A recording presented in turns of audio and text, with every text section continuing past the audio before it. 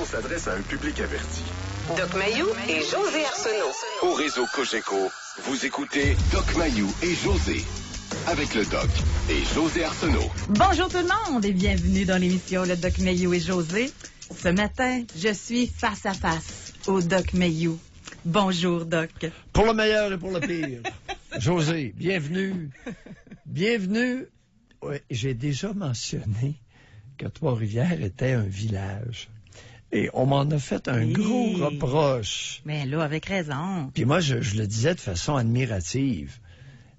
Mais c'est sûr que c'est une ville, Trois-Rivières. Mais c'est très familial, c'est très proximal. Alors, bienvenue. Bon, ben c'est quand même... dans cet endroit où j'ai grandi à Mauricie, moi, quand même. Là, oui. C'est Doc Mayou and José Tour qu'on fait. Parce que là, on est à Trois-Rivières. Tout de suite après l'émission, on s'en va à Gatineau. On va faire l'émission demain en direct de Gatineau. On va se faire faire, c'est ça, un T-shirt avec Trois-Rivières, telle date. Gatineau, telle date. Aujourd'hui, on a un sujet bien précis. On va rendre service à une auditrice qui nous a posé une question, mais juste avant. Oui. Là, moi, mon Facebook est inondé. Ça ne parle que de ça ce matin. Et on parle de... Ils n'ont pas eu besoin de campagne de publicité, hein? Tout le monde en parle. On va parler de IKEA à Québec. Il y a des gens, ils sont 3000 à avoir changé leur horaire, à avoir décidé pour plusieurs de coucher là. Il y en a qui sont arrivés à 6 heures hier soir, ils ont passé la nuit pour avoir peut-être la chance de gagner un des certificats cadeaux offerts par IKEA. Ça peut aller jusqu'à 1000 $. Oh. Et ils sont 3000 là. Puis c'est pour l'ouverture officielle du IKEA à Québec. Bon. Oh bon. Alors, et là, évidemment, plusieurs, ils vont de leurs commentaires, là. Bon, regardez ceux qui n'ont pas de vie, regardez... Moi, j'aimerais ça avoir votre opinion à vous. Qu'est-ce que vous en pensez quand vous voyez des gens pour l'ouverture d'un magasin, d'ameublement, d'articles, de toutes sortes de maisons, passer la nuit là pour l'ouverture d'un magasin? Chers amis, j'ai vu de l'autoroute hier soir ce magasin-là qui est immense et qui a un immense stationnement. C'est énorme comme magasin. Alors, j'ignore la configuration intérieure de cet endroit-là, de ce commerce-là, mais c'est impressionnant. Oui. IKEA, est-ce que ce serait un des plus gros IKEA au Canada? Est-ce que quelqu'un sait ça? Moi, c'est plutôt l'humain que je voulais. Le magasin en tant que tel, là. Oui, mais regarde, comme un monument. C'est presque un monument, un commerce qui est un monument. Alors, ça attire beaucoup de monde. La raison pour laquelle... Mais c'est parce qu'il va être ouvert demain. Oui, mais la raison pour laquelle IKEA a construit ce commerce-là, là, à cet endroit-là, à Québec, et là où il est situé, c'est que... Probablement que l'étude de marché a révélé qu'il y aurait une clientèle très intéressée par le commerce. Ah oui, comme à Boucherville. Là, ça se peut qu'il y ait un centre de distribution à Trois-Rivières aussi que j'ai entendu. Oui. Donc, alors, IKEA offre un produit qui rejoint beaucoup de monde. Oui, mais c'est quoi? Moi, ce que je veux comprendre, là, oui. c'est quoi le... Et en passant, moi, j'insiste, je veux pas être méprisante du tout. Oui. Tu sais, si vous, là, puis on s'entend, là, de nos jours, notre argent, on travaille fort pour la gagner. Fait que si t'as la chance d'avoir 1000 pièces en cadeau, là, tu sais, c'est correct, là, sauf qu'il faut pas perdre une journée de travail pour aller là, parce que là, ça devient plus payant là, mais en tout cas. Mais c'est juste le happening, vous voyez ça comme un happening? Oui, c'est une force d'attraction. Alors, ce commerce-là a, pour certaines raisons, une force d'attraction importante. Maintenant, pourquoi... Est-ce que c'est la présentation, la façon dont c'est aménagé à l'intérieur qui rejoint beaucoup le consommateur? Mais ça, que ce soit attrayant, là, on est tous d'accord, particulièrement les femmes à l'écoute, là. On est pas mal d'accord avec ça, que c'est attrayant, là. Normalement, les femmes qui viennent de Québec, de Rimouski, on allait à Boucherville pour aller au IKEA. Là, il y en a un à Québec, exemple, pour ceux du coin, fait que c'est le fun. Mais moi, ce qui m'impressionne, c'est que moi, si je veux y aller, moi, y aller la semaine prochaine, là, quand ça va être plus tranquille. Puis, oui. Mais c'est le fait d'être là à l'ouverture, de pouvoir se dire dans 5 ans, j'étais là à l'ouverture. Oui. Trouvez-vous, Sylvain de l'émission du matin à Québec, lui, il disait, les Québécois ont plus autant d'endroits pour se rassembler Fait que lui, il voyait ça comme l'occasion, un rassemblement de gens ensemble. Non, pas nécessairement. C'est un pourcentage. C'est pas. Je ne généraliserai pas aux Québécois. Il y a un pourcentage d'individus dans la population pour qui ce commerce-là est très attrayant. Puis ils s'y présentent, ils avaient hâte, ils ont hâte de le visiter, d'acheter des choses. C'est ceux qui, exemple, Oui. là, qui couchent dehors pour avoir des billets de spectacle. Ça, on a vu ça souvent. Oui. Ben, à la limite, tu comprends que ça va à peine parce qu'ils vont avoir la paire de billets en avant. Oui. Il va être en avant de tout le monde. Oui. Mais là, que tu achètes un divan avant tout le monde, là, c'est pas grave. Là. Tu peux l'acheter le lendemain. Est-ce que c'est pour l'achat ou c'est pour la stimulation cérébrale qui accompagne une espèce de découverte de nouveauté attendue depuis longtemps? Il y a des personnes, il y a des consommateurs pour qui le lèche-vitrine est une stimulation intellectuelle. J'aime autant voir une femme qui fait du lèche-vitrine et que ça lui fait du bien que de la voir aux antidépresseurs. Qui amène notre sujet d'aujourd'hui? Regarde donc ça, l'homme d'expérience que j'ai devant moi. On rend service à une auditrice. J'ai reçu un courriel. On va l'appeler Manon. Alors, Manon, elle a rencontré un homme dernièrement avec qui elle a établi des contacts agréables. C'est un homme qui lui plaît énormément, commence à se fréquenter. Et là, elle a appris qu'il prenait des antidépresseurs. Et elle, sa question, c'était assez simple, là. Est-ce que je dois me méfier? Est-ce que Doc Mayou pense que c'est correct de continuer une relation ou c'est juste des problèmes qui s'en viennent pour moi? Alors, notre question aujourd'hui, on vous la pose directement à vous aussi, là. Est-ce que vous fréquenteriez, amoureusement parlant, là, quelqu'un qui prend des antidépresseurs? Allez-y, avec votre vécu, est-ce que c'est déjà arrivé? Si c'est à refaire, le referiez-vous? Moi, je vois une différence entre, ça fait 10 ans que tu es avec quelqu'un, il y a un burn-out, il prend des antidépresseurs. Selon moi, tu le laisses pas là, tu l'aides, là, puis tu passes à travers. Mais avant que tu entames la relation, là, tu le sais, là, tu n'es pas engagé encore. Est-ce que tu embarques dans une relation avec quelqu'un qui est sur les antidépresseurs?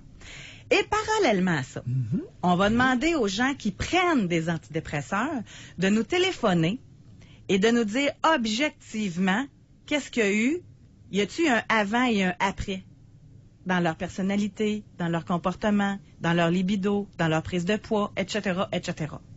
Est-ce que ça vous a changé, cette prise d'antidépresseurs-là? Pour un mieux-être ou un pire-être? Oui, parce qu'il y a les deux. Ou, comme je vois souvent, sans aucun impact positif. Sans aucun impact Alors, positif. impact positif, impact négatif. Une femme qui prend 40 livres et qui n'est à peu près plus capable d'obtenir un orgasme, tellement il est retardé, est-ce que c'est un plus? Il y a des médecins qui ne jaugent pas cette réalité-là. Mais oui, mais madame devrait être contente, vous êtes plus déprimée. Ouais, je pèse 40 livres de plus. Et puis, avec mon conjoint, je n'ai plus envie de sexualité. Puis peut-être que puis lui non plus. Si on force la note, exactement, ça c'est pour madame qui est aux antidépresseurs, et elle a pris du poids, elle n'a plus envie, et elle n'est plus capable d'orgasmer s'ils insistent. La même chose pour la plupart des antidépresseurs, font prendre du poids à monsieur, difficulté à obtenir une érection et temps d'éjaculation très retardé, à un point où, à un moment donné, la conjointe regarde, puis tu vas-tu venir? Ah oui, à ce point-là. Ben oui. Vous voyez, c'est pas discuté, ça. Alors, ce que je trouve inacceptable, les antidépresseurs sont prescrits à large échelle depuis 30 ans. La plupart des médecins n'informent pas les clients, les patients, des effets secondaires auxquels je viens de référer. Ça, on appelle ça des médicaments qui peuvent interférer avec votre qualité de vie. Fait que ça vaut la peine de peser le pour et le contre, là. Oui. Tu sais, quelqu'un qui dit, je sais pas si j'en ai besoin, moi, l'essayer, on va voir ce que ça va faire. C'est peut-être là que c'est problématique. Oui. Mais il doit y avoir des gens qui en ont vraiment besoin, par contre. Tout ça existe. Alors, il y a énormément de personnes qui prennent des antidépresseurs puis qui n'en ont pas besoin ou qui ne ressentent aucun effet positif, mais dont les médecins vont les maintenir là-dessus sans aucun effet positif obtenu. C'est assez spécial, ça. Tu trouves pas ça? Ça donne quoi aux médecins de maintenir cette personne-là sur les antidépresseurs s'il n'y a pas d'effet positif? C'est pas. Il y a des médecins à l'écoute, là. Appelez-nous. Dites-nous pourquoi vous prescrivez, vous êtes rendu à 2 antidépresseurs à dose élevée avec votre patient. Il n'y a eu aucune amélioration, ou à peine, puis vous continuez le traitement. Expliquez-nous ça. Je ne le sais pas. Moi, je rencontre des clients depuis plusieurs années. Puis la première chose que je fais, c'est qu'ils sont à 3 antidépresseurs. J'en enlève 2 sur 3. Alors là, la pharmacienne est dans tous ses états, m'appelle Dr Mayou, le sevrage, puis papapap. Puis... Bon, je lui dis, écoute, 3, c'est trop. Puis que ça fait pour la personne, le sevrage, justement, c'est Habituellement, il n'y a à peu près pas. Les antidépresseurs, contrairement à l'Ativan, le Rivotril, il n'y a à peu près pas de sevrage. Les signes de sevrage sont minuscules. Okay. Puis c'est pas tout le monde. Puis pour des raisons que j'ignore, il y a des personnes qui vont un peu s'hyperventiler, avoir une fébrilité intérieure. Ça varie beaucoup. Tandis que l'Ativan, le Rivotril, comme l'alcool, pour un alcoolique, les signes de sevrage sont assez semblables. Des tremblements, puis un craving intérieur, etc. Okay. Mais on n'a pas ça de cette intensité avec les antidépresseurs. On va aller à la pause. Oui. Et j'aimerais vraiment ça aujourd'hui, que vous nous parliez de votre expérience à vous. À vous qui avez fréquenté quelqu'un qui prenait des antidépresseurs. Oui. À vous qui en prenez actuellement. Oui. Et pour nous le dire, est-ce que à un moment donné, vous avez su, comme notre auditrice Manon, là, qui a à prendre une décision, il est fin, il est beau, il a une belle job, etc., mais lui, il a eu plusieurs commotions cérébrales, fait que là, il est sur les antidépresseurs. Voilà. Fait que là, elle se pose la question, là, je continue-tu dans cette relation-là ou je pars en courant? Alors, il y a plusieurs raisons pour lesquelles des hommes sont soumis aux antidépresseurs. Et à peu près tous les médecins vont prescrire des antidépresseurs aux femmes malheureuses. Est-ce que vous trouvez que c'est correct? Vous êtes profondément malheureuse. On vous bourre d'antidépresseurs. 2, même 3. Et je vois ça régulièrement, j'invente rien, là. C'est parce que ça règle-tu les problèmes, ça, les antidépresseurs? Les femmes malheureuses qui prennent 3 antidépresseurs le sont tout autant, et même un peu plus avec 40 livres, 50 livres, 60 livres de plus, absence de libido, ou presque, et anorgasmie, c'est-à-dire plus d'orgasme. Okay. On va à la pause de la galère. Et on veut vous entendre réserver votre circuit téléphonique. 30 jusqu'à 11h au réseau Cogeco. Doc Mayou et José. Et José Arsenault. Avec le Doc et José Arsenault. Alors aujourd'hui, nous sommes en direct de Trois-Rivières, les deux ensemble dans le même studio. Oui. Et je dois vous dire qu'on en profite. Alors, si vous allez sur la page Facebook, le Doc Mayou et José, ben vous voyez notre émission qui est en direct live sur Facebook. On vous fait un beau bonjour. Alors, vous avez juste à aller sur notre page Facebook, le Doc Mayou et José, et vous allez nous voir travailler en direct, donc par Facebook. Mais c'est pas merveilleux la technologie d'aujourd'hui? Oui. Donc, j'ai vraiment hâte. Pour vrai, c'est tout le temps comme ça tous les jours. Mais aujourd'hui particulièrement, je pense que c'est une émission qui peut être très aidante. Parce que sûrement plusieurs personnes qui ont beaucoup de questionnements face aux antidépresseurs, quand tu décides d'en prendre, c'est une décision importante. Mais jusqu'à quel point les gens sont au courant des répercussions de cette prise de médicaments-là, c'est pour ça qu'on vous demande de participer, ceux qui en prenaient. Si je te disais que la décision de prendre des antidépresseurs rarement vient du patient, mais du médecin prescripteur. Puis là, ben, le patient croit le médecin. Si le médecin le dit, c'est une solution trop facile. Ce qu'on me rapporte régulièrement, c'est que tu as besoin d'antidépresseurs. Et il y a beaucoup de prescriptions d'antidépresseurs qui ne tiennent pas la route. non, cette personne-là, possiblement, n'avait pas besoin d'antidépresseurs. Alors, c'est du cas par cas, c'est pas facile, mais ce qui m'impressionne, c'est la facilité avec laquelle autant de médecins prescrivent des antidépresseurs, et à des doses élevées, et en combinaison, pas seulement un antidépresseur, parfois 2, et souvent même 3. Il peut-tu, là, je serai pas fine, mais il peut-tu y avoir un mélange aussi de l'entourage tanné d'entendre tout le temps la personne se plaindre, puis qu'elle dit « Pourquoi tu prends pas des antidépresseurs? » Fait qu'au lieu que la personne à côté s'occupe, donne de l'entraide, etc., ben, fout le problème ailleurs. Ça peut arriver. C'est un scénario plausible. Mais comme j'ai mentionné tout à l'heure, il y a toutes sortes de raisons pour lesquelles les personnes, les adultes au Québec peuvent être aux antidépresseurs, dont le fait d'être profondément malheureux. Vous avez un patient qui arrive... Être malheureux, ce n'est pas être déprimé. Bon, ben c'est ça, je veux savoir. Il y a un patient qui arrive, mon chum m'a laissé, etc. J'ai un stress financier. Doc, faut que je me calme, là. Prescrivez-vous dans ce temps-là des antidépresseurs?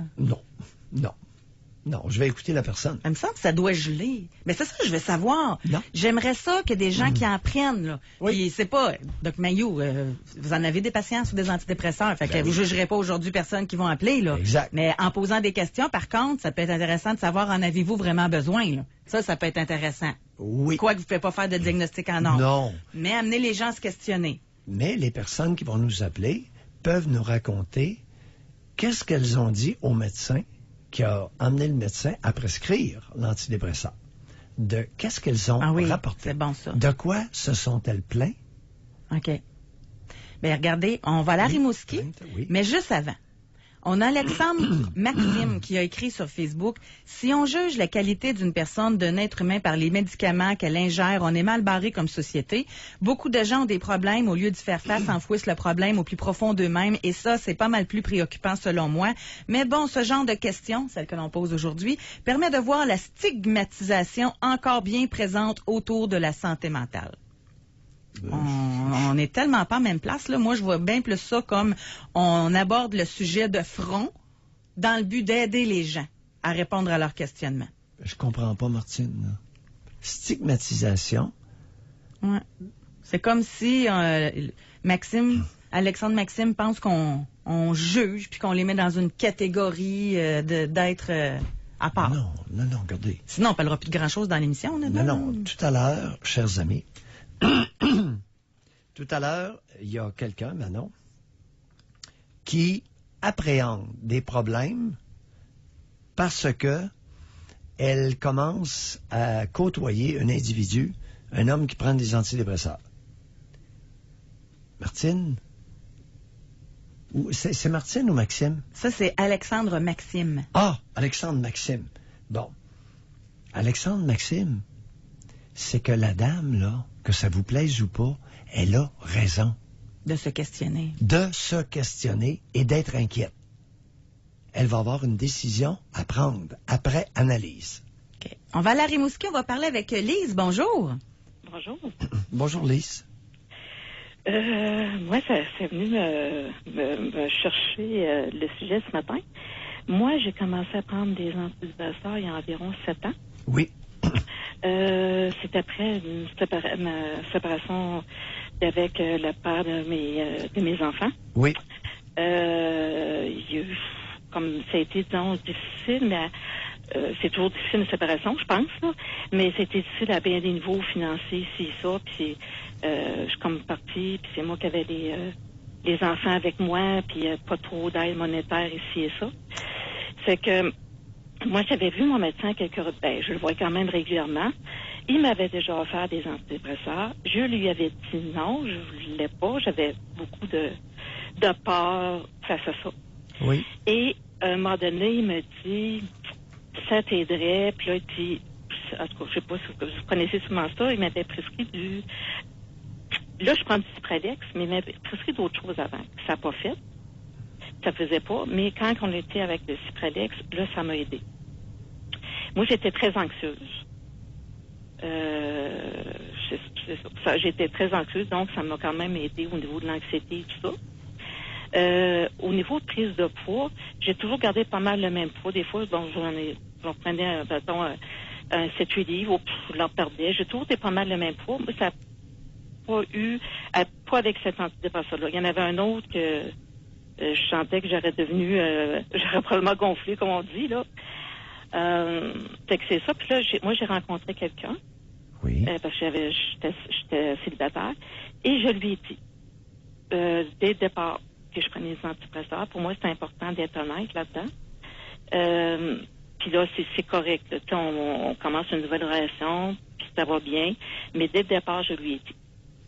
Oui. Et parlez-nous de la dimension sexuelle. Est-ce que le Cipralex touche votre libido et de quelle façon et touche votre capacité orgasmique? Ben là, je parle toujours pour moi. Moi, ça n'a pas touché ma libido du tout. J'ai une très bonne libido. Okay. Elle est toujours là. Puis, capacité à avoir des orgasmes, elle est là, elle est vraiment là aussi. Là. Bon. Oui. Alors, le Cipralex, dans votre cas, n'atteint pas. Non, du tout. OK. Puis, c'est sûr que j'ai quand même eu une couple de conjoints, mais c'est sûr que il y a aussi la chimie avec l'autre personne, là, des fois, Oui. qui peut changer la donne. Mais là, moi, j'ai un conjoint qui est très, très, très à l'écoute de mon corps, c'est qu'il n'y a aucun problème là-dessus. Là. Ça a été quoi la réaction, d'ailleurs, de l'homme que vous fréquentez quand vous lui avez dit? Ben, c'est cool, il est resté un peu surpris. Parce que des fois, on se fait peut-être des idées de personnalité ou des idées physiques d'une personne qui prend des antidépresseurs. Parce qu'il me trouvait très souriante et très joyeuse et tout et tout. C'est que, mais c'est ça. Moi, j'ai expliqué que dans le fond, j'étais pas une personne dépressive ou quoi que ce soit. C'était vraiment au niveau de l'anxiété que ça m'avait été donné. Puis que peut-être ça va être enlevé à moyen terme. Mais on attendait que les choses se placent, là, tu sais. Et c'est ça. C'est que moi, je lui ai vraiment dit pourquoi je prenais ça. Puis sa réaction était bonne, honnêtement. Puis même, il m'a remercié pour la confiance que j'avais. Oui. Parlez-nous de votre anxiété. Parce que c'est la raison pour laquelle le médecin insistait. Le médecin était dérangé par votre anxiété. Mm-hmm. N'est-ce pas? Et en quoi consistait cette anxiété-là? Parlez-nous de ça. Les auditeurs veulent comprendre. Une personne qui se dit anxieuse, ça fait quoi? Ben, des fois, ça fait quoi? Ben, souvent, là, je vais parler pour moi. Moi, j'avais tendance à me refaire avant, pendant, puis après, sur plein de situations données. Oui. À me faire des scénarios. Oui. À venir physiquement, là, à venir comme le cœur serré, puis des fois, avoir de la misère à avaler, sentir comme une boule dans la gorge, là. Oui. Puis qu'est-ce qui a déclenché l'anxiété? Ben, je pense que c'était probablement des choses que j'ai vécues, que j'ai de la misère à dealer avec, comme on dit. Oui. Là, c'est sûr que, oui, les antidépresseurs aident, mais à quelque part, je me suis aidée aussi beaucoup, là. Tu sais, dans le sens, quand je me suis aidée, j'ai essayé de changer un petit peu mon attitude face à des événements ou des choses qui pouvaient se passer, là. Essayer d'avoir une attitude plus posée, plus positive aussi, sans me cacher la tête dans le sable, là, c'est pas ce que je veux dire, mais avoir une attitude plus posée, plus positive par rapport à ce qui se passe. C'est que ça, avec... ben là, ça fait que je dirais que c'est très rare que j'ai des crises d'anxiété. Ça va arriver des fois que je me sens plus anxieuse, mais c'est de plus en plus rare. Ça va de mieux en mieux. On doit se quitter là-dessus. Merci beaucoup, Lise, d'avoir pris le temps de nous téléphoner. Merci. Merci. Bonjour. J'aimerais ça faire une petite question Spring, Doc, avant d'aller à la pause. Hommes, femmes, âge, et uniquement ceux qui prennent ou qui ont pris des antidépresseurs. Effet secondaire principal. Mais je ne veux pas teinter la réponse. OK. Ça peut être positif ou négatif. L'effet secondaire principal suite à la prise d'antidépresseurs. OK. Ça vous va? L'effet du traitement. Qu'il C'est soit ça. positif Ou négatif. ou négatif. Là. Puis, s'il vous plaît, pour que ça aille bien pour nous, là, pas besoin du roman, là. Juste, je ne vais pas donner d'exemple, teinter la réponse, mais... L'effet du traitement. L'effet du traitement. Sur vous. Ceci. Oui. Ou cela, tout simplement. Oui. On va aller à la pause. Au retour, nos lignes téléphoniques sont pas mal pleines à ce qu'on me dit. Alors, c'est une très bonne nouvelle. Allons-y. On veut aider Manon aujourd'hui, qui commence à fréquenter un homme. Elle a su qu'il prenait des antidépresseurs. On lui dit de partir en courant ou on lui dit qu'il n'y a aucun problème. Réservez vos circuits téléphoniques. Vous écoutez Doc Mayou et José. Pour rejoindre le Doc Mayou, doc@cogecomedia.com ou composez le 670-9330. Doc Mayou et José Arsenault. Avec le Doc et José Arsenault. Au réseau Cogeco. J'avoue que c'est une question provocante. Est-ce que vous fréquenteriez de façon amoureuse quelqu'un qui prend des antidépresseurs? Là, j'imagine tous ceux qui en prennent actuellement, qui sont célibataires, qui nous entendent. Ils doivent se dire, c'est quoi là? J'ai pas droit à l'amour, j'ai pas le droit de rencontrer quelqu'un. Commentaire tout à l'heure de l'auditeur. Je pensais que Alexandre Maxime, qui a parlé d'une stigmatisation des problèmes de santé mentale. Hé, jeune homme, je présume qu'il est jeune, avec un prénom comme Alexandre Maxime. Jeune homme, on va discuter. Tu sais, la liberté d'expression, là, exige qu'on fasse pas taire les personnes, même si le sujet nous déplaît. Non, mais je pense même que les gens qui sont concernés sont contents qu'on aborde le sujet de front aussi. Ben voyons! On va aller au téléphone. On s'en va à Rouyn-Noranda, imaginez-vous. On s'en va parler avec Luc. Bonjour. Bonjour, Doc Mayou. Bonjour, José. Oui, bonjour Luc. Bonjour. Bon, moi, je vais essayer d'expliquer mon cas le plus précisément possible. Depuis 5-6 ans, je suis affecté. Bon, je cherche qu'est-ce qui, dans mon environnement, affecte ma santé. J'ai consulté des spécialistes, pneumologues. Oui. J'étais un grand sportif, un gars avec une énergie incroyable. Et là, depuis 5-6 ans, je ne sais pas pourquoi, mon énergie diminue. J'ai consulté des pneumologues, immunologues, pas immunologues, mais allergologues. Et bon, après avoir rencontré un paquet de spécialistes, et en plus, je dois préciser que ma situation semble liée à mon environnement. Je cherche quoi dans mon environnement m'affecte. Alors, et ça affecte aussi ma vie avec ma conjointe parce qu'on a une résidence secondaire où j'ai beaucoup de misère à dormir parce que je m'y sens particulièrement mal, alors qu'elle, elle s'y sent très bien et c'est un endroit de rêve. Et souvent, moi, je dois aller dormir dans un loyer où mes symptômes sont moins pires. Fait que ça crée une drôle de situation dans le couple où on dort pratiquement jamais ensemble. Et bon, alors, mon médecin, à un moment donné, il me rencontre, puis je suis là, écoute, faut essayer des choses, là. Fait que là, il me dit, ben Luc, peut-être que t'es affecté mentalement. Fait que là, il me prescrit du Pristic. C'est quoi ça? C'est un antidépresseur. Et tabarouette, là, voyons donc, moi, je suis pas fou, là, je sais que j'ai quelque chose qui m'affecte, puis j'essaie d'aller par élimination, chercher qu'est-ce qui pourrait bien m'affecter comme ça. Et j'ai quand même une bonne intelligence. J'essaie d'éliminer des causes, de recouper des causes à effet pour essayer de trouver c'est quoi le problème. Mais bon, il semblerait qu'il faut que je passe par les antidépresseurs pour pouvoir aller plus loin dans la recherche de mes causes de problèmes de santé. Qui vous a dit ça? C'est votre conclusion ou c'est le médecin de famille qui est arrivé avec ça?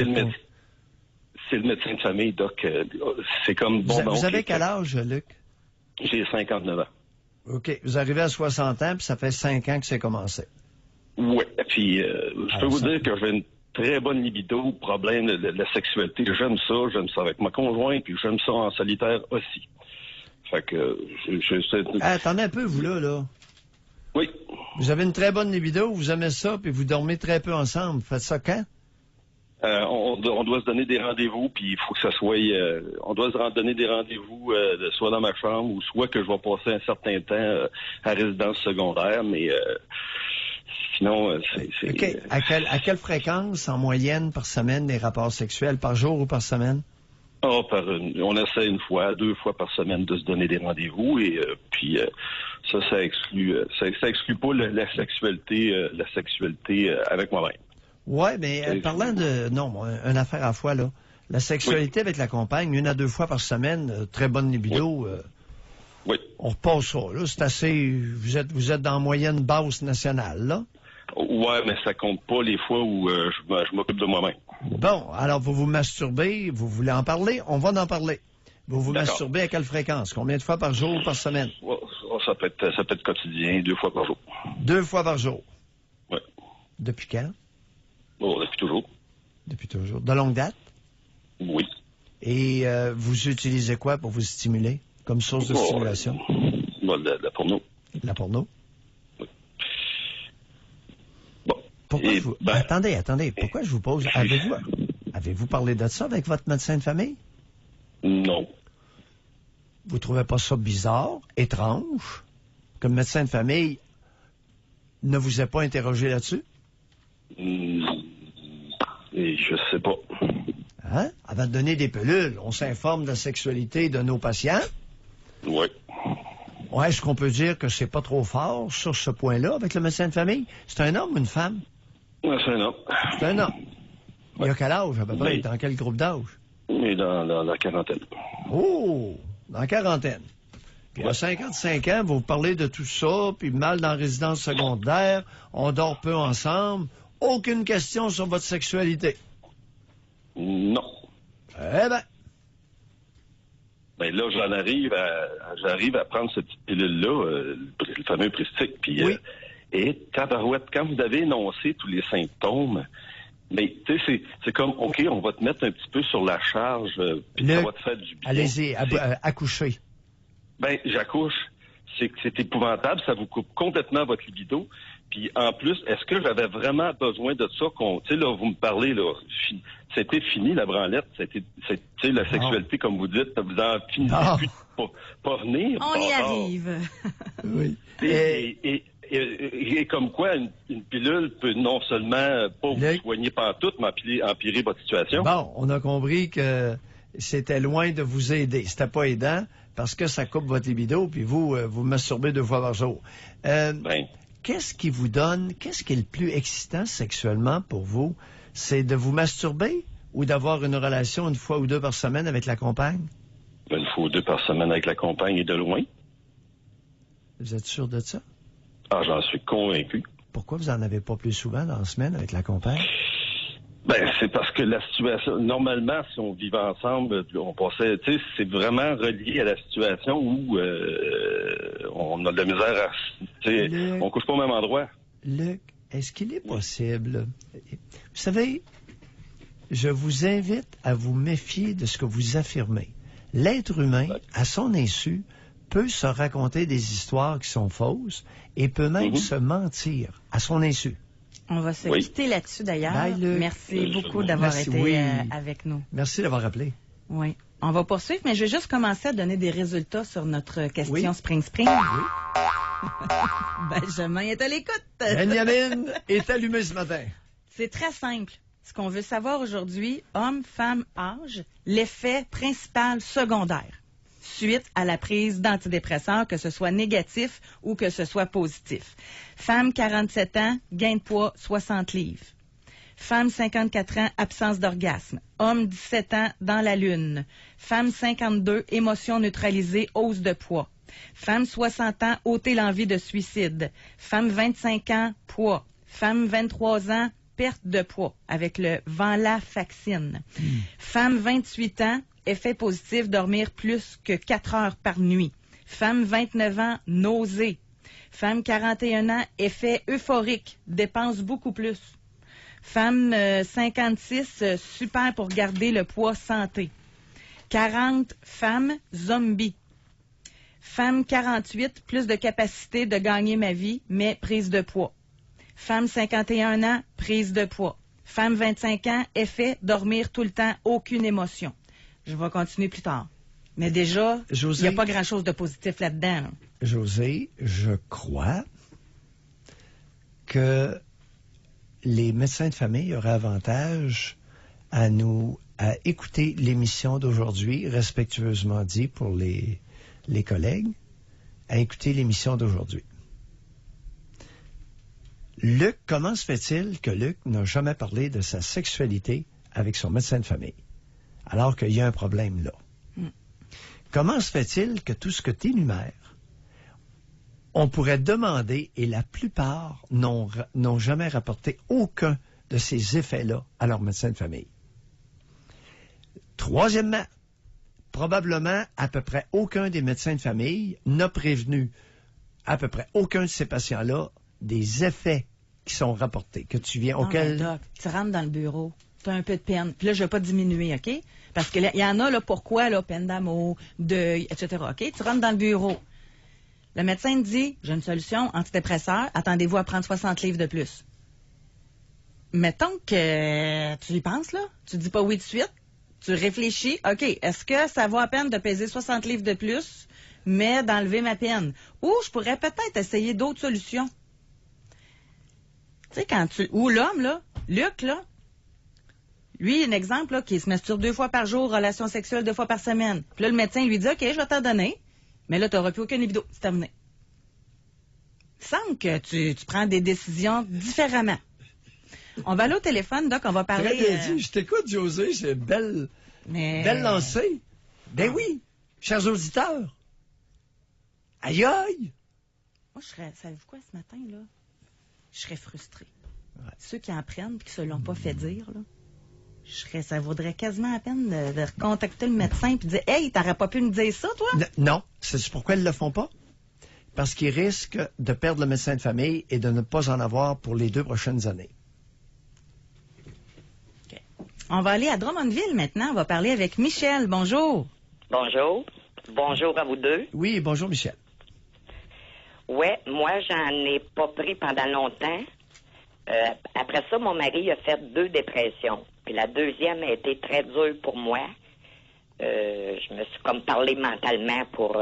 c'était pas pour baisser les bras, là. J'avais envie de le quitter parce que là, je trouvais ça trop dur. Oui. J'ai dit, ça va être l'âge de ma part.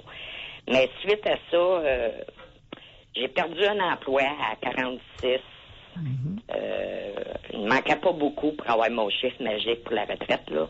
Puis en fin de compte, là, j'ai tombé, je me suis cassé la tête humérale, 2 têtes humérales. Puis là, ils ont commencé à me donner des antidépresseurs, morphine, Dilodide. J'ai tombé dans le Prozac, etc. Je suis quasiment médecin en médicaments. Là, aujourd'hui, j'ai eu un chum, là, 4 ans. On n'est plus ensemble, on est restés amis. Lui, il prend du Célébrex, ou Selexia, je sais pas trop. J'ai arrêté tout, moi, de moi-même, avec mon médecin et le pharmacien, parce qu'il dit que t'aurais pu mourir d'être là. Parce que moi, mon mari a décédé, ma fille a décédé. Puis là, je voulais plus vivre. Fait que j'étais hospitalisée cet hiver parce que je voulais plus vivre, je voulais mourir. Puis là, ils m'ont fait rencontrer un psychiatre. Puis merci, ce psychiatre-là. J'ai dit non, je touche pas aux antidépresseurs, puis je voulais rien savoir. Pas de pilule programmée. J'ai dit, je veux rien. En fin du compte, il m'a prescrit du Sulbalta, je crois. J'étais bien. Mais quand j'ai retourné, parce qu'il me suit encore, j'ai dit non, j'en veux plus, je suis bien. J'ai retombé. Là, il m'a prescrit. Là, j'étais avec Effexor, mais il m'augmente à tous les mois. Là, c'est la deuxième. Là, je le vois la semaine prochaine. Il me demande. Et puis, j'ai laissé mon chum. Lui, il avait sa maison, mais ça faisait 4 ans. Je l'ai laissé, ça fait 1 an, je pensais. Et puis, là, j'ai plus le goût de mourir. J'ai récupéré ma vie. Je suis bien. J'engraisse pas. J'ai un petit problème d'anorexie, parce que j'en ai fait 2 fois. Mais je suis bien. J'ai récupéré ma vie que j'avais perdue. Qu'est-ce que vous voulez dire par là? J'ai récupéré ma vie que j'avais perdue. C'est positif, moi, là. Probablement que la semaine prochaine, il va me l'augmenter encore un peu, parce que là, je veux plus mourir. La dernière fois, il me dit, tu veux-tu encore mourir? J'ai dit oui, puis non. Là, il a resté la bête. J'ai dit non, parce que là, j'aime la vie. Là, je la vois, la vie, là. Je vois tout, je la sens. Puis non, non pour ça, pour vivre, là, parce que j'aime ça. Puis oui, si si on ne sait pas quand on décide de partir, ben je serai prête. Quel âge avez-vous? C'est comme ça. J'ai rien à rajouter. Quel âge avez-vous? Pardon? Quel âge avez-vous? Je vais avoir 65 ans fin janvier. Puis je suis très active. Vous avez 64 ans. Mais je comprends pas. Vous nous dites qu'avec le Cymbalta, vous étiez bien, puis votre psychiatre vous change pour de l'Effexor. Oui, parce que moi, je voulais plus, puis il m'a déjà demandé quelle sorte j'avais pris. Mais j'ai eu un suivi. J'en ai eu, là, quand j'ai fait de l'anorexie, puis j'étais allée à l'hôpital, j'en ai eu un autre psychiatre qui était encore là, puis les deux autres sont là. Mais lui, il est plus jeune. Lui, c'est pas juste entendre parler, il me donne ses impressions, et oui ou non. Même j'ai failli passer en cours parce que je voulais pas avoir un refus de traitement, là. Puis en fin du compte... votre anorexie, Michel, oui. Le plus bas que vous avez pesé à l'âge adulte, c'est combien dans vos périodes d'anorexie? À 30 ans, j'avais un enfant, puis j'ai tombé à 72 livres. 18 de taille. OK. Et vous mesurez combien? Pardon? Vous mesurez combien? 5 pieds 1,5. 5 pieds 1. Puis là, aujourd'hui, je me tiens dans 105, 110, oui. Alors, dans le normal. Là. Vous continuez votre suivi fidèlement. D'accord? Oui. Ah oui, moi, excellent, Michel. Merci beaucoup d'avoir été là. Bye, merci d'avoir appelé. On va aller à la pause, mais j'aime pas ce que je suis en train de lire. Femme 66 ans, j'ai pris des antidépresseurs à la mort de mon fils car mon médecin de famille m'y a forcé. Mais ça ne m'a pas aidé et j'ai arrêté rapidement. Fait que c'est pas juste vous qui dites ça, là. On va à la pause. Ça vient pas de moi. Et au retour, on continue de prendre vos appels et continuez à nous alimenter sur notre texto 25226, homme, femme, âge, l'effet secondaire principal, que ce soit positif ou négatif. Rejoindre le Doc Mayou, doc@cogecomedia.com ou composer le 670-9330. FM 93. Doc Mayou et José Arsenault. Avec le Doc et José Arsenault. Au réseau Cogeco. Je pense que cette émission-ci, on pourrait la faire en marathon, en radioton plutôt, devrais-je dire. Oui. Il y a beaucoup de gens concernés. On parle d'antidépresseurs aujourd'hui. Et notre prémisse, c'est on veut rendre service à Manon qui a rencontré un homme. Elle vient d'apprendre qu'il prend des antidépresseurs. On lui suggère de partir en courant ou de faire comme si de rien n'était, de continuer la relation. Et par texto, merci de nous écrire. C'est incroyable, par exemple, les réponses. C'est moi, là... Dans toutes celles que tu as énumérées à date, je les ai toutes entendues dans mon cabinet. Parce que ça donne que je suis un psychiatre clinicien qui demande aux patients, OK, vous prenez une médication, quel effet vous pensez que ça vous fait? Donc, tout ce que tu viens de lire, je l'ai tout entendu à date. Non, mais c'est parce qu'avec j'attends encore que tu me surprennes. Ces effets secondaires-là, pourquoi autant de gens en prennent? Tu sais, OK, là... Pourquoi? Bon, je vais te révéler quelque chose. OK. Il y a beaucoup de personnes qui se voient prescrire des antidépresseurs par leur médecin de famille, plus ou moins forcés. Et lorsque les résultats ne sont pas au rendez-vous, ou pour toutes sortes de raisons, ils les prennent en partie, pas du tout, rarement en totalité. OK. En psychiatrie, on a découvert que 85% des patients ne prenaient pas leur médication telle que prescrite. Fait que ça aide pas. Ben, ça aide pas. Il y a des patients qui ne sont pas d'accord avec le médecin de famille, qui ne sont pas d'accord avec les conclusions du médecin de famille. Et imagine-toi donc que certains patients peuvent avoir raison. Le dernier, la mort de mon fils. Oui. Hein? Qui a été forcée par son médecin de prendre, mais elle a arrêté suite à... Elle n'a pas continué. Fréquent. Je vous dis pas de cesser, mais je vous dis que il y a beaucoup d'attitudes cavalières sur le plan médical quant à la prescription des antidépresseurs. Je vais faire un De petit la tour, part, attitude cavalière, de la part des médecins, surtout des médecins de famille, mais aussi des psychiatres. On va parler avec Viviane, mais je vais juste faire un petit tour rapide. Homme, 57 ans, prise de poids. Femme, 32 ans, elle va mieux. Oui. Homme, 57 ans, prise de poids. Femme, 53, zéro libido, tremblement. Femme, 58, pas de libido. Pas d'orgasme depuis plusieurs années, mais ne pleure plus. Ensuite, femme, 55 ans, 140 livres en 2 ans pour choc post-traumatique chronique. Bon, là-dessus, là, tout à l'heure, je vous ai parlé de 40 livres. Hein? C'était quoi le mot? J'avais parlé de 40 livres. Oui. Parce que je ne veux pas apeurer la collectivité. J'ai vu des 60 livres. J'ai vu avec un antipsychotique, puis c'était pas un antidépresseur, c'est un antipsychotique, 100 livres sur une femme. 140 livres chez une femme, ça, je l'ai pas vu en 2 ans. Mais fréquemment, entre 20 et 60 livres, beaucoup de femmes vont prendre ça avec une prescription d'antidépresseur. Et je m'informe régulièrement, José, auprès des personnes, des patients que je vois, est-ce que votre médecin de famille vous a prévenu que vous pourriez prendre beaucoup de poids? À date, j'en ai pas encore trouvé un qui avait été prévenu. 0. C'est pas de la belle médecine, ça. OK, on va... Et là, le Collège des médecins va être d'accord avec moi. La belle médecine exige que vous mettiez en garde le patient de la façon suivante. Monsieur, madame, il se pourrait que la pilule, l'antidépresseur que je vous donne augmente votre appétit. Vous allez faire attention. Vous ne mangerez pas à votre faim si vous voyez votre appétit augmenter. 1. Deuxièmement, et c'est là qu'on se rejoint, les 3 P puis les desserts, vous allez laisser ça tranquille pendant le traitement.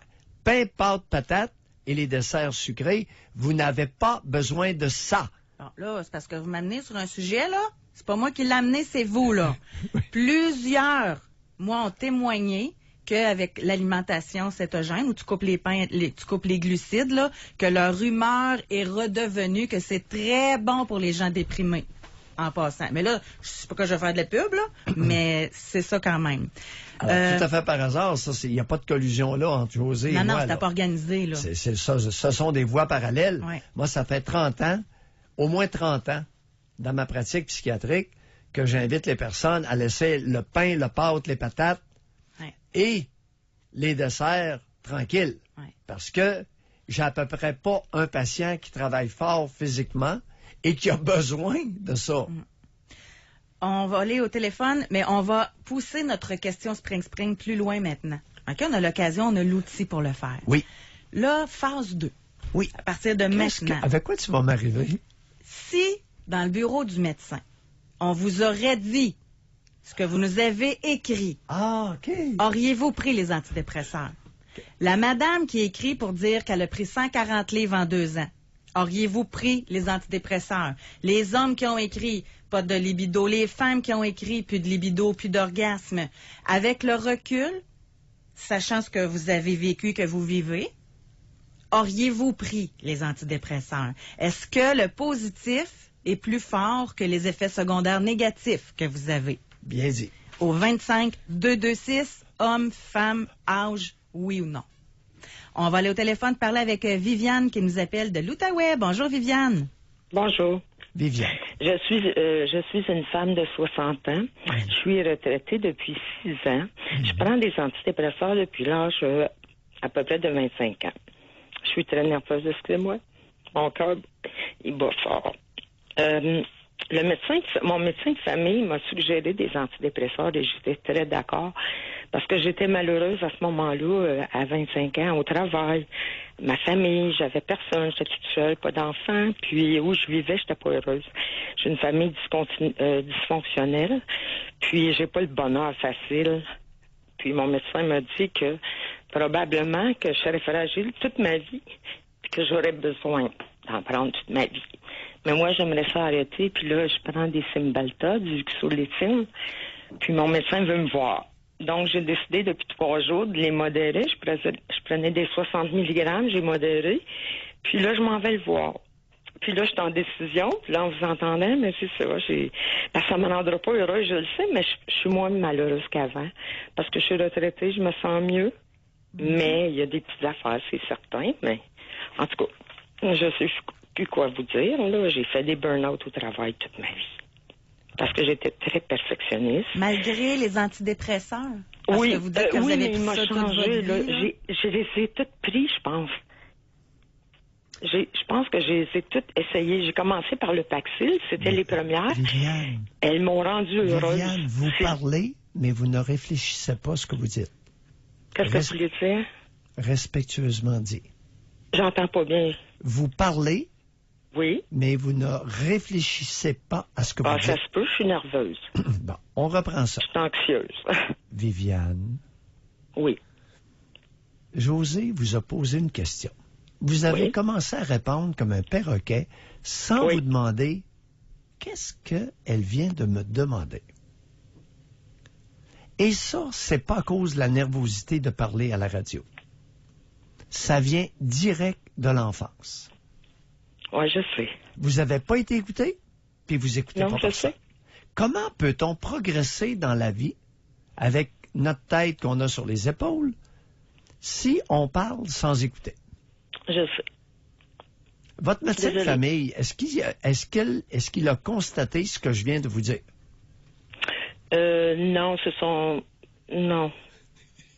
Ça fait combien d'années que vous le fréquentez? Depuis que j'ai 20 ans. Ça fait 40 ans. Mais je ne vais pas le voir souvent. Je vais le voir juste quand je suis à bout.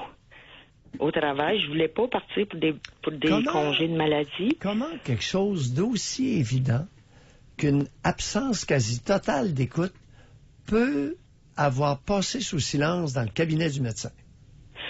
Oui, mais Doc Mahu, je suis allée voir des psychologues et des psychiatres, là. J'ai vu aussi des travailleuses sociales. Je le sais, c'est quoi, là. J'ai perdu ma mère, j'avais 1 an. Est-ce que quelqu'un a remarqué que vous parliez et que vous ne pensiez pas à ce que vous disiez? Je m'excuse, j'entends pas bien. Est-ce que quelqu'un a remarqué, dans tout ce monde-là que vous avez consulté, est-ce que quelqu'un... Oui, sûrement. Sûrement? Mais je parlais pas de ma vie personnelle quand j'allais consulter. Je parlais plus de travail parce que pour moi, c'était la seule chose qui me tenait, le travail. Je pensais pas à rien d'autre.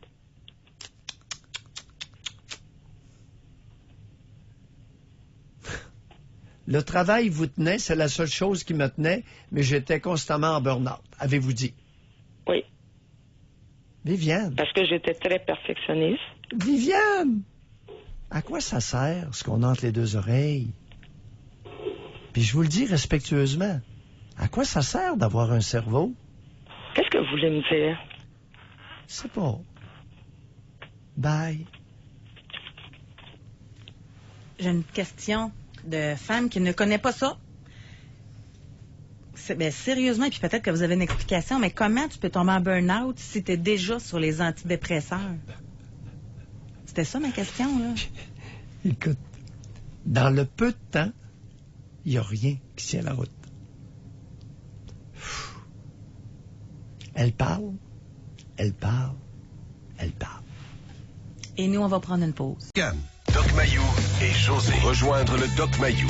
doc@cogecomedia.com ou composer le 670-9330. Doc Mayou et José. Avec Doc Mayou et José Arsenault. Au réseau Cogeco. Rapidement, avant d'aller au téléphone, on a une auditrice qui dit « Ma mère de 60 ans prend du Cipralex depuis 2011, dépression depuis le décès de sa mère. Elle a un suivi 1 fois par année pour le renouvellement de sa prescription. Elle a pris 80 livres, elle pèse 260, mesure 5 pieds et est maintenant en processus pour chirurgie bariatrique. On s'entend que son problème ne sera jamais réglé car aucun suivi nulle part et pour avoir discuté avec elle, sa vie sexuelle est maintenant inexistante. » Vous voulez des confidences? Vous voulez savoir qu'est-ce qui se passe dans le merveilleux monde des antidépresseurs? Vous allez l'avoir dans les dents aujourd'hui. Pierre de l'Outaouais est là. Bonjour, Pierre. Oui, bonjour. Pierre. Oui, salut, Doc. Moi, j'ai un homme, 42 ans. Je prends 100 mg de Zoloft depuis 8 mois environ. J'ai eu un épisode de panique, des attaques de panique, burn-out, changement de poste à un emploi. Puis le médecin m'a prescrit des Zoloft. Fait que côté libido, côté érection, tout est correct, mais ça prend du temps à maudire éjaculer, là. Oui, ça, je vais être honnête, là. Oui, combien de temps à peu près, retard éjaculatoire? 35 minutes des fois. À peu près, une demi-heure, là, à peu près. OK. Et la compagne dit, votre partenaire dit quoi, là? Ben non, pas. Elle a son plaisir en partant, là, fait que ça, c'est toujours mieux. Puis, il n'y a pas de. Tu sais, avant, c'était peut-être entre 7 et 8 minutes, fait que. Il n'y a pas. Est-ce qu'elle apprécie? Ça la fâche pas, là. Non, ouais, ça la fâche pas. Et est-ce c'est qu'elle... sûr que les relations, au lieu d'être 3 fois par semaine, ça peut être 1 à 2 fois par semaine, là. Oui. Parce que la libido est pas exactement pareil. C'est-à-dire, la libido? Ben, c'est sûr que la libido est moins forte qu'avant. Bon. Ça, c'est sûr et certain. Côté anxiété, tout ça, ça a réglé mes problèmes un petit peu, ça l'a aidé. Là, en ce moment, il y a un petit peu d'effets secondaires d'étourdissement, on dirait, là, avec les antidépresseurs. Puis même maintenant, la question que je me pose, c'est... Moi, j'ai jamais pris ça de ma vie. J'ai pris ça à 42 ans, puis là, j'aimerais ça arrêter. Est-ce que c'est une bonne idée? J'ai aucune idée. Je répondrai pas à ça. Parce que ce serait de fournir une opinion médicale à la radio, alors que je vous ai pas examiné, puis on a très peu de données. Parlez-nous de vos attaques de panique. Ça s'est déclenché devant une présentation devant beaucoup de gens. Il y a eu un genre d'attaque de panique, de sueur, de ci et de ça. Fait que ça a passé, puis c'est redevenu. Puis là, là, je vous parle environ au mois de novembre passé. Puis ça a duré comme... ça arrivait aux 2-3 jours. Puis là, on dirait que la dépresse, ça s'est mis là-dedans. Tu sais, j'ai pas pris d'arrêt de travail. J'ai continué à travailler là-dedans parce que je trouvais que c'était moins pire. Je me gardais occupé que rester à la maison rien faire. Fait que le docteur, il m'a prescrit ça, 100 mg de Zoloft. Pierre, pourriez-vous laisser le docteur tranquille? On veut vous écouter. Ouais. Pourriez-vous parler de vous, s'il vous plaît? En ce moment... Parlez-nous de la détresse qui s'est mise là-dedans. C'est intéressant, ça. Mais la détresse, ça s'est mis là-dedans... remise en question, surcharge de travail. On dirait que le verre d'eau, il a débordé, là. OK, le verre d'eau a débordé. Et qu'est-ce qui a fait déborder le verre d'eau? Racontez-nous ça. Ben, je pense... qu'est-ce que je peux voir, c'est... j'ai un poste avec plus de responsabilités, puis ça m'a... une surcharge de travail, ça m'a stressé. Oh! Un poste? Quand est-ce que vous avez eu le poste? Un mois peut-être avant que c'est arrivé, là. Ah, OK. Nouveau poste. Nouveau poste, plus de responsabilités. De quel ordre, sans aller trop dans les détails pour pas que vous soyez identifié, là? Ben, plus d'employés à charge, plus de choses à gérer. Plus d'employés à gérer? Oh, est-ce que moi, la question que si je la pose différemment, y a-t-il des gens qui arrêtent de prendre ça, Pierre, qui sont passés par un sevrage, puis que... Pierre. Oui. Pierre. Vous n'êtes pas sérieux. Vous gérez du monde. Vous avez la chance d'être écouté. Puis vous allez continuer à asticoter ces pelules. Vous n'êtes pas sérieux, vous, là. Vous avez 42 ans. Je vous écoute. C'est quoi être un homme? Ben, l'homme, c'est chasser puis faire l'amour, là. Bye, Pierre. Allez réfléchir. Merci. Allez réfléchir. Un possible sujet d'émission, c'est quoi l'homme? Lui, c'est chasser et faire l'amour. Je m'attendais pas à ça, honnêtement. Ça pourrait être intéressant. C'est quoi une femme? C'est quoi un homme, votre définition? Panique! On lui donne un poste, il y a plus de... Ben là, écoute, quelque chose qui marche pas, là. Être un homme, c'est chasser vers l'amour. Faire l'amour. Soit dit en passant, savais-tu que les mammifères, ils font tout l'amour? Savais-tu ça? Tous les mammifères font l'amour. Les chevaux font l'amour. Les taureaux et les vaches font l'amour. Les chiens, le domaine canin, les moutons, les brebis, les chèvres. On va en profiter pour aller à la pause, Doc. Vous m'énumérez tout le règne animal pendant la pause. Les oiseaux font l'amour. OK, pause, s'il vous plaît. Pour rejoindre le Doc Mayou, doc@cogecomedia.com ou composez le 670-9330. Doc Mayou et José Arsenault. Le Doc Mayou et José, c'est le Doc et José. Au réseau Cogeco. Si vous venez de vous joindre à nous et que votre médecin aimerait que vous preniez des antidépresseurs ou que des gens dans votre entourage qui vous disent tu devrais peut-être en parler à ton médecin pour avoir des antidépresseurs, je vous réinvite à écouter l'émission en podcast. Ça vaut vraiment la peine. Ouais. Sérieusement, vous allez avoir l'heure juste. Et pour une fois, avec très peu de lien avec les propos grandiloquents et la compétence incommensurable de votre humble serviteur. Vous me faites rire. Donc, aujourd'hui, dans C'est l'émission, on parle d'antidépresseurs, puis on veut savoir quels sont les effets en lien avec les antidépresseurs. Boy. Là, jusqu'à maintenant, en majorité, c'est beaucoup baisse de libido et prise de poids. C'est les deux qui reviennent constamment.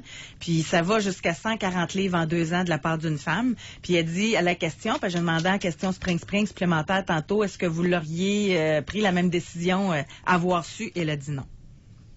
T'sais, on peut comprendre, là, sérieusement. On va aller... Mais José? Oui? Le médecin qui voit sa patiente grossir comme une balloune, il s'en aperçoit-tu? Moi, dès que mes patients... Les pesez-vous à chaque fois? Ben, j'ai une balance dans mon bureau. Ouais. Je suis psychiatre, j'ai une balance dans mon bureau. Bon.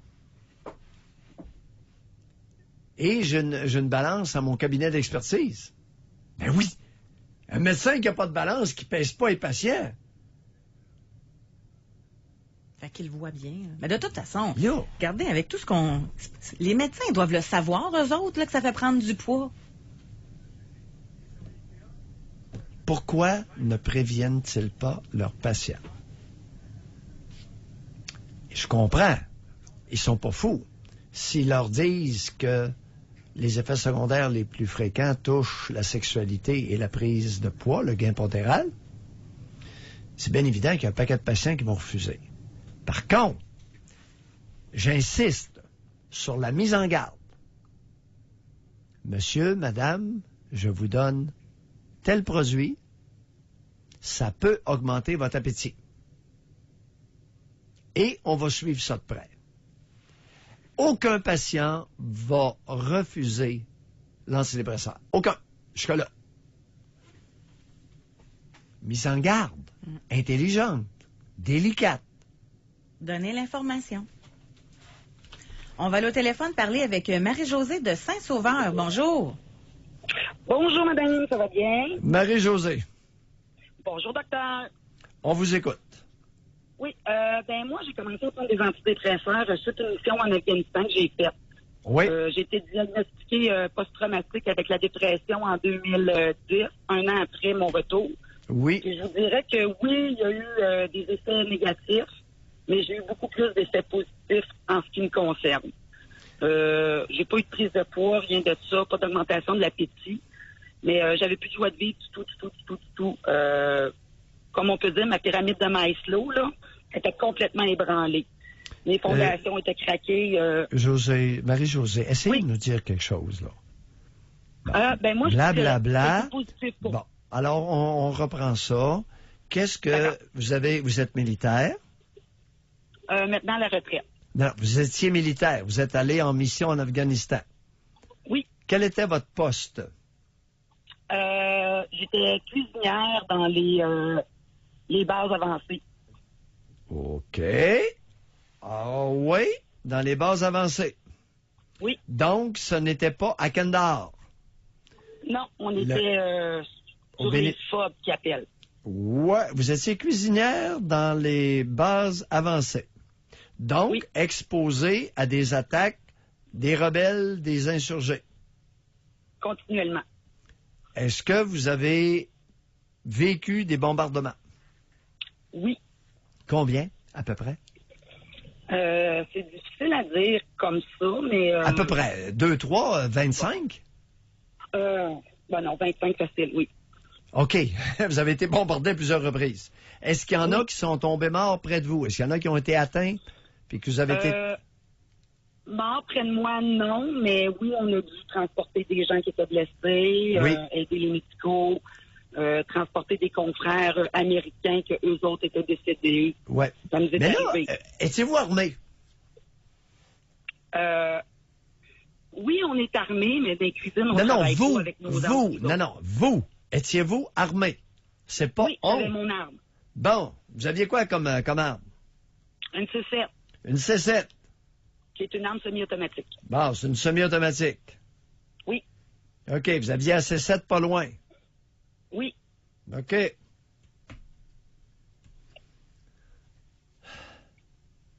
Marie-Josée? Oui, oui. Respectueusement dit, qu'est-ce que vous faisiez là?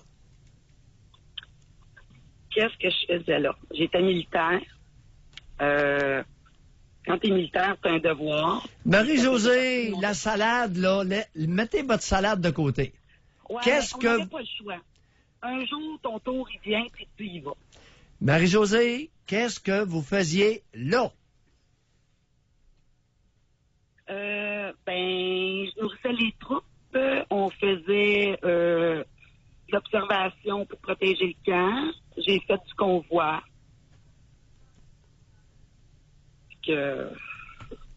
En gros, c'était ça mon travail là-bas. Pourquoi vous étiez là? On croyait en une mission.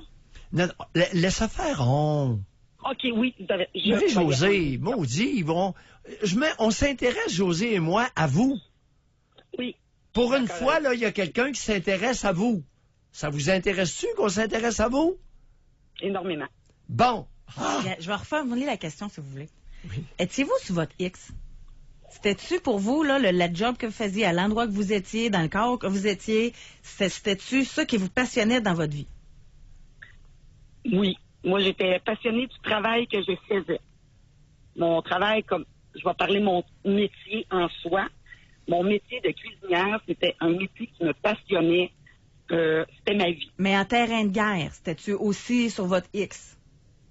C'est pas aussi passionnant. Non. Pourquoi vous étiez là, Marie-Josée? Moi, je demanderai pas. Oui? Moi, je croyais pouvoir aider des gens. Je suis allée là-bas parce qu'on avait nos hommes, on avait nos filles, il y avait besoin d'être nourris. Puis je me disais, si moi je suis sur place, peut-être que je peux changer quelque chose. Quoi, par exemple? Allez-y, continuez sur votre lancée. Qu'est-ce que... Si je pouvais changer le regard des gens face aux forces. Hein? Attendez un peu. Répétez-nous ça, là. Le regard des gens. Oui, mais il y a beaucoup de gens, tu sais, qui discriminent un peu les forces, qu'est-ce qu'ils font. Attendez un peu, là. Non, attendez un peu, là. On est loin de notre profit. Vous êtes en théâtre de guerre en Afghanistan. Oui. Qu'est-ce que vous faites là? Vous croyez, vous avez cru aller aider les gens en Afghanistan?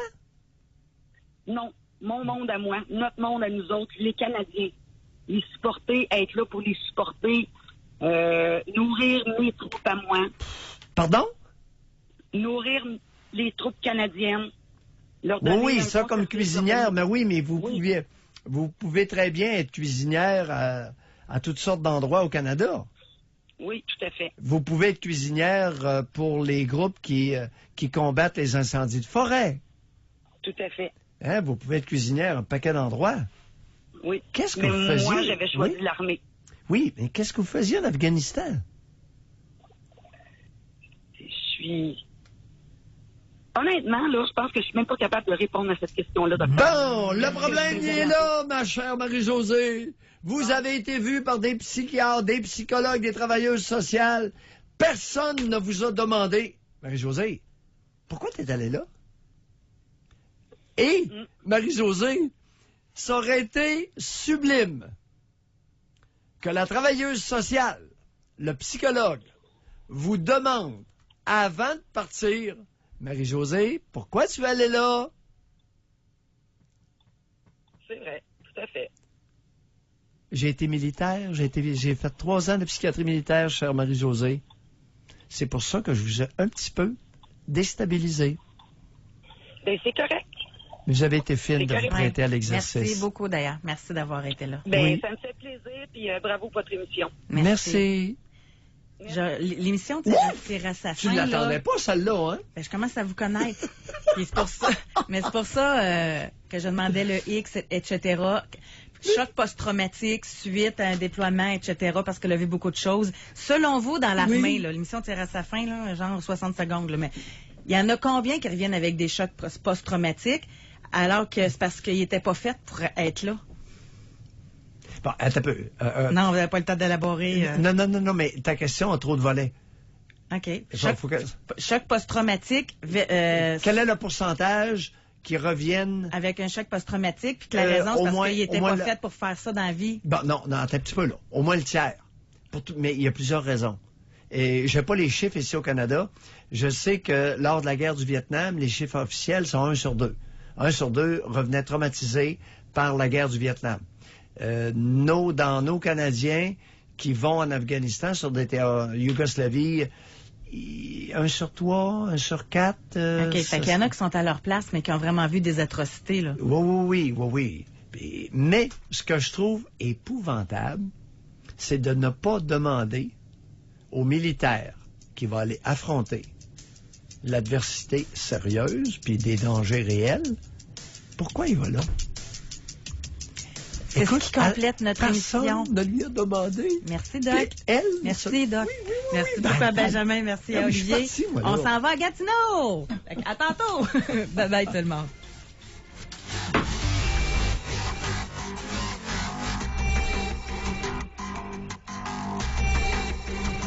Doc Mayou et José. Soyez là demain, 9h30, pour une autre édition du Doc Mayou et José. Au réseau Cogeco.